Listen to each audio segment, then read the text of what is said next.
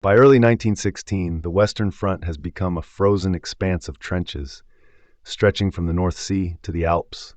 Soldiers endure the relentless cold, their lives punctuated by the distant rumble of artillery. Men huddle together in cramped, waterlogged spaces, their faces gaunt and eyes hollow. Rats scurry along the trench walls, feasting on the remnants of meals long gone, while the air thickens with the smell of decay. German Chief of Staff Erich von Falkenhayn studies the front lines, convinced that Verdun holds the key to breaking France's spirit. He believes the fortress city's symbolic weight will compel the French to defend it at all costs. Falkenhayn's plan is chillingly simple: to bleed France dry by forcing them to commit endless resources to defend a position of little strategic value. The stakes are high and the tension palpable. In the dense forests north of Verdun, German troops quietly prepare their assault. Towering stacks of artillery shells rise like ominous towers, while massive 420mm guns are hidden in reinforced pits, awaiting the signal to unleash destruction. As the Germans ready their forces, French officers remain cautiously optimistic. They believe Verdun's formidable forts can withstand any attack, while whispers of impending doom circulate among the more seasoned soldiers. A sense of foreboding hangs in the air. Ammunition supplies dwindle, trenches are poorly fortified, and the front is dangerously undermanned. The French forces are unaware of the storm gathering on the horizon. As mist creeps across the Meuse Valley, the stage is set for a confrontation that will test the limits of human endurance. The French feel the tension, but they underestimate the scale of the impending assault. The veterans whisper among themselves, sensing the gravity of the situation. They know that the coming days will not be ordinary. They will be marked by unimaginable violence and sacrifice. As winter's grip tightens, the men brace themselves for what is to come. The air is thick with apprehension, and the distant sound of artillery becomes a constant reminder of the war's unyielding presence. With the German war machine poised to strike, the question looms: how long can France hold its ground before the weight of attrition becomes too great? The battle for Verdun is about to begin. On the morning of February 21st, 1916, the tranquility of dawn shatters as the horizon ignites. German artillery begins a bombardment of unprecedented scale, shaking the very earth beneath the soldiers' feet. The bombardment is relentless, a cacophony of destruction that erases entire forest lines and transforms the terrain into a hellscape of craters. The air is thick with smoke and the acrid scent of gunpowder. French communication lines are severed in an instant, cutting off entire companies from their commanders. Men vanish in the chaos, swallowed by the earth as they are caught in the storm of fire. After 9 hours of relentless bombardment, German infantry advances through the smoke, supported by trench mortars and flamethrowers. The ground is a treacherous mix of mud and shattered earth, littered with debris. French defensive positions crumble under the weight of the assault. Panic spreads like wildfire as outposts fall, and regiment after regiment retreats toward the fortress city of Verdun. The fall of Fort Douaumont, the largest fortress in the sector, sends shockwaves through France. Poorly manned and inadequately supplied, it succumbs almost without a fight, a symbol of impending doom. News of the fort's fall stuns the nation. Newspapers run black borders, and military leaders brace for the worst.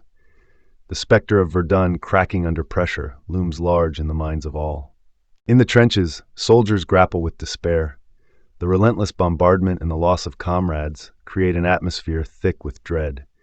Each explosion is a reminder of their fragile existence. As the day wears on, the landscape becomes unrecognizable. The once familiar terrain is now a chaotic mix of mud, fire, and the stench of death, a grim testament to the battle's ferocity. The German advance continues, bolstered by their initial success. Yet, the cost of this victory weighs heavily, as both sides face staggering losses, each inch gained soaked in blood. As night falls, the sounds of battle persist, echoing through the darkness. The firestorm over the Meuse is far from over, and the fate of Verdun hangs in the balance, uncertain and perilous. General Philippe Pétain arrives at Verdun, his uniform stained and worn, embodying the weight of command. He surveys the chaos, soldiers huddled in muddy trenches, their faces pale with fear and exhaustion, Communication lines are severed, and the air is thick with smoke and despair. Petain's calm presence instills a flicker of hope among the men. He quickly organizes artillery units, positioning them strategically to bolster defenses. His voice, steady and commanding, cuts through the din of battle, urging the troops to hold their ground. Recognizing the urgency of the situation, Pétain establishes the Voie Sacrée, a lifeline for supplies. Convoys of trucks laden with ammunition, food, and medical supplies begin to stream into Verdun, a relentless flow against the tide of despair. As the Voie Sacrée operates day and night, Pétain rallies the troops with a mantra that resonates deeply. Ils ne passeront pas. His words become a rallying cry, etched into the minds of the soldiers, a promise of resilience. Despite Pétain's efforts, the German assault intensifies. Key positions like Côte 304 and Mortham are relentlessly shelled, the landscape transforming into a hellscape of craters and smoke. Each day, the front line is pushed closer to breaking. The relentless bombardment takes a toll on the French forces. Soldiers, once filled with determination, now show signs of fatigue and despair. Mud clings to their uniforms, and their eyes reflect the haunting reality of their situation. Counterattacks are launched, but they come at a steep price. The ground becomes a treacherous quagmire, and visibility is reduced to mere meters. Each advance is met with fierce resistance, and the cost of reclaiming territory is staggering. Pétain's resolve remains unshaken. He moves among the men, offering words of encouragement, his presence a steady anchor in the storm. Yet, he knows that the battle is as much about endurance as it is about tactics. As the days turn into weeks, the reality of Verdun weighs heavily on the French army. The landscape is a patchwork of destruction, where every inch gained comes with immense suffering. The spirit of the men is tested like never before. Pétain understands that this battle is not just for land, but for the very soul of France. Each soldier is a thread in the fabric of the nation, and he vows to protect them, to ensure they do not falter in their duty. As winter approaches, the conditions worsen, but the resolve of the French forces hardens. Pétain's leadership becomes a beacon of strength amidst the chaos as the battle for Verdun continues to unfold, relentless and unforgiving. As spring rains begin to fall, the battlefield transforms into a quagmire. Muddy trenches swallow boots and rifles, making movement nearly impossible.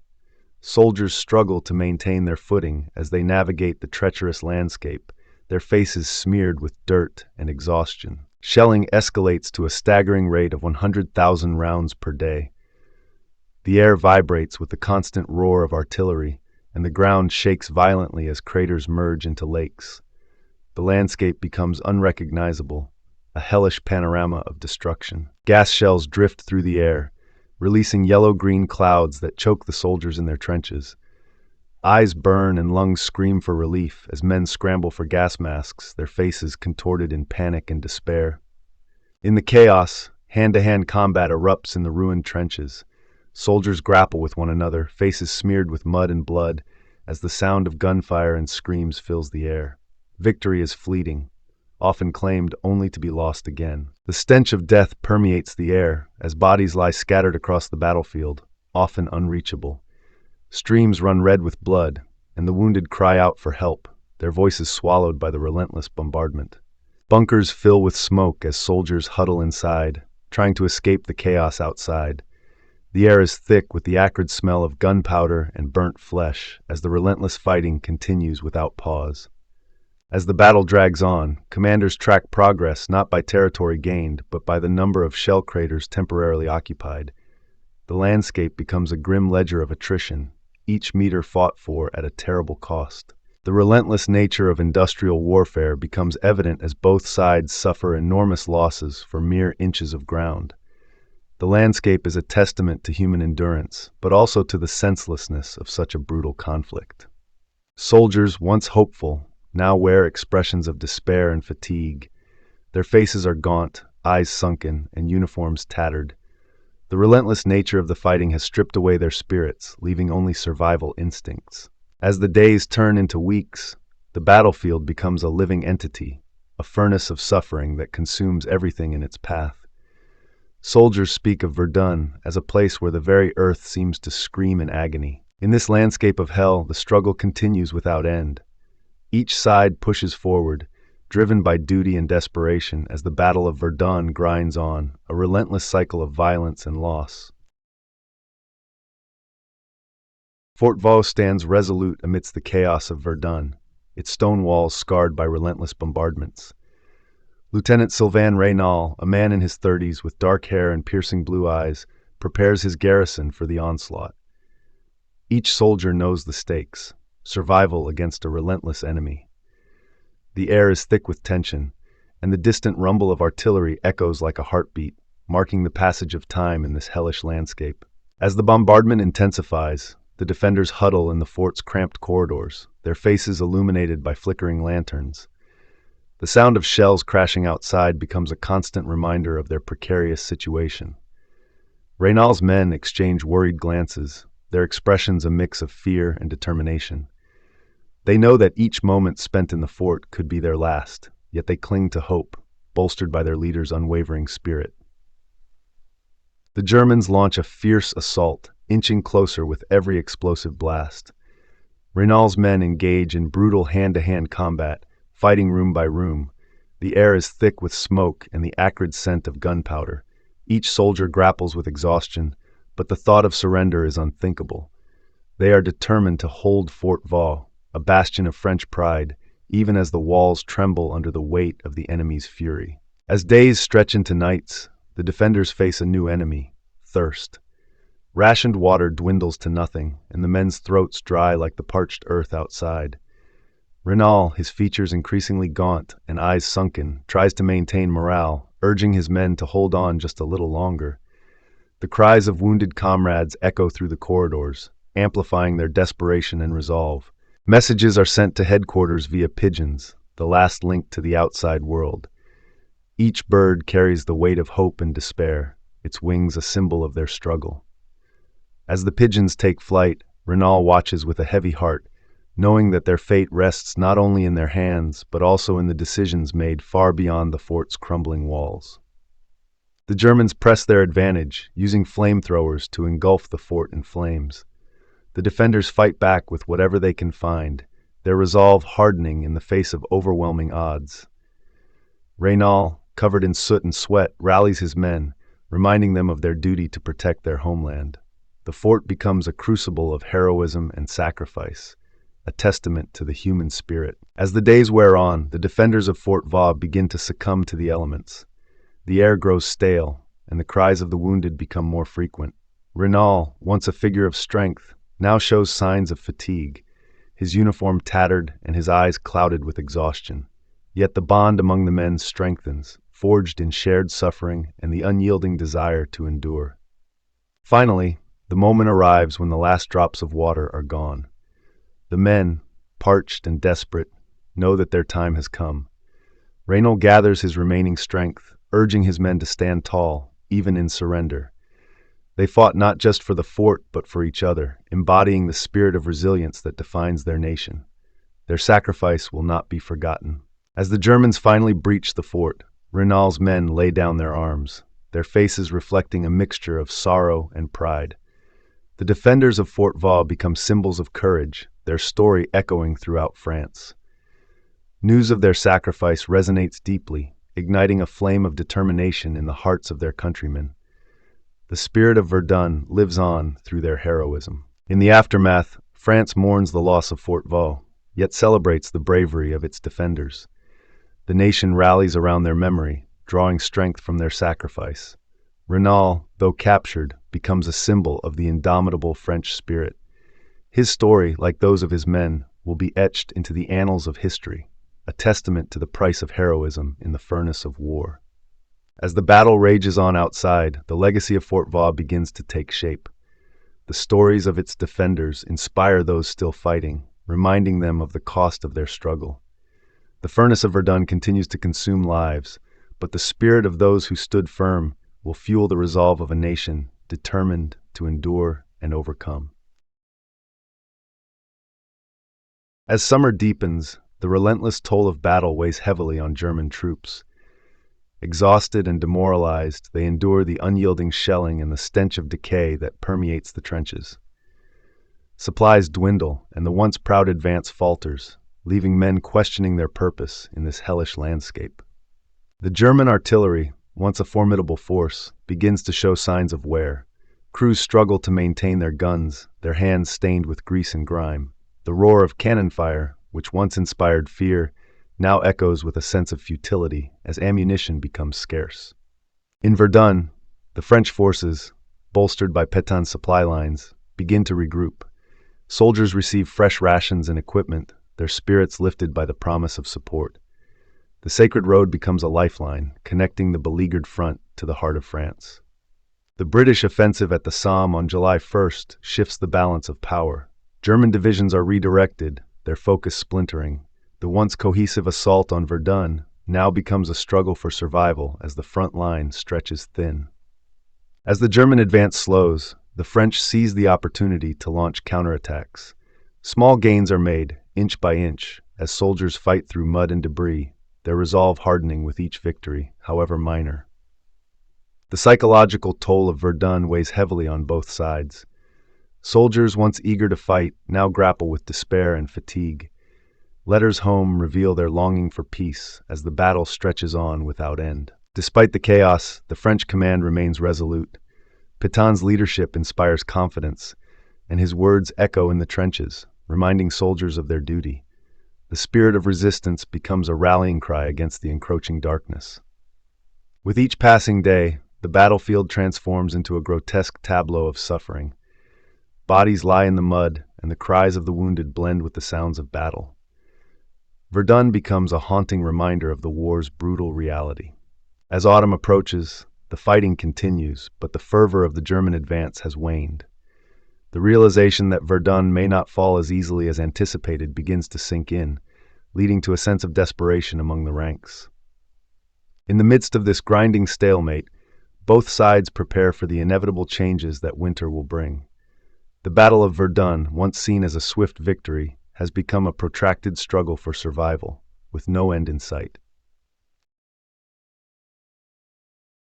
As autumn descends on Verdun, the air thickens with anticipation. General Nivelle, now at the helm, implements new tactics, focusing on precision and coordination that promise to shift the tide in favor of the French forces. The French artillery, now equipped with advanced guns, begins a relentless barrage on German positions. The sound of shells whistling overhead becomes a haunting symphony, signaling the dawn of a new offensive. With each passing day, fresh troops arrive, invigorated and determined. Among them, young soldiers with bright eyes and fresh uniforms replace the weary faces of those who have endured months of hell. As the offensive begins, the French forces target Fort Douaumont, the symbol of their earlier defeat. The air is electric with hope, yet the ghosts of past losses linger in the minds of the soldiers. The attack on Douaumont unfolds with fierce intensity. Soldiers charge forward, their hearts pounding, as they navigate the treacherous terrain littered with debris and the remnants of past battles. Inside the fort, German defenders brace for impact. The echoes of artillery reverberate through the stone walls, and the tension is palpable as they prepare to repel the advancing French troops. After days of relentless fighting, the French forces breach the fort's defenses. The moment is bittersweet, victory is at hand, but the cost of human life weighs heavily on every soldier's conscience. News of the recapture spreads like wildfire through the ranks. Soldiers who once felt despair now find renewed hope. The spirit of Verdun begins to shift, igniting a flame of resilience across the nation. Weeks later, the French army turns its sights on Fort Vaux.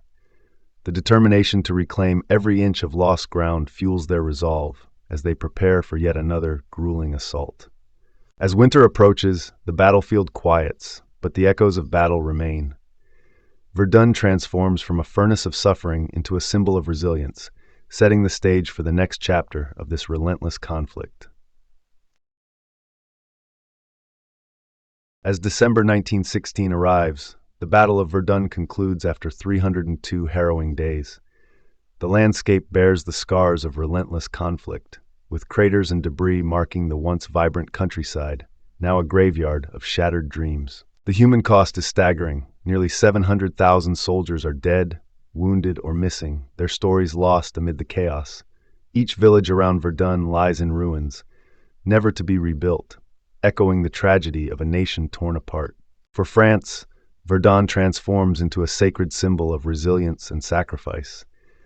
It embodies the spirit of a nation that endured the unthinkable, uniting people in their shared grief and determination to remember the fallen. In Germany, Verdun serves as a cautionary tale, a stark reminder of the perils of attritional warfare. The lessons learned here resonate deeply, shaping military strategies and national psyche for generations to come. As the war drags on, the horrors of Verdun become a symbol of the devastating impact of industrial weaponry. The battlefield, once alive with life, now stands as a monument to the suffering inflicted by modern warfare.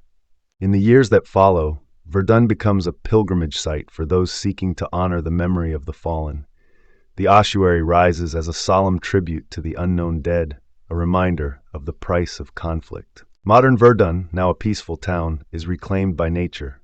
Forests grow where once there was only destruction, yet the ground still holds fragments of steel and bone, whispering stories of the past. The echoes of Verdun resonate through time, shaping the collective memory of nations. It stands not only as a battle fought, but as a furnace in which a generation was consumed, forever altering the course of history. As the world remembers Verdun, it serves as a stark reminder of the human cost of war.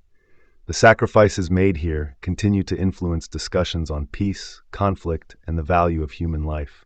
In the end, Verdun is more than a location. It is a testament to endurance, a symbol of the scars left on humanity. The lessons learned here will echo through generations, urging us to seek peace in a world forever changed.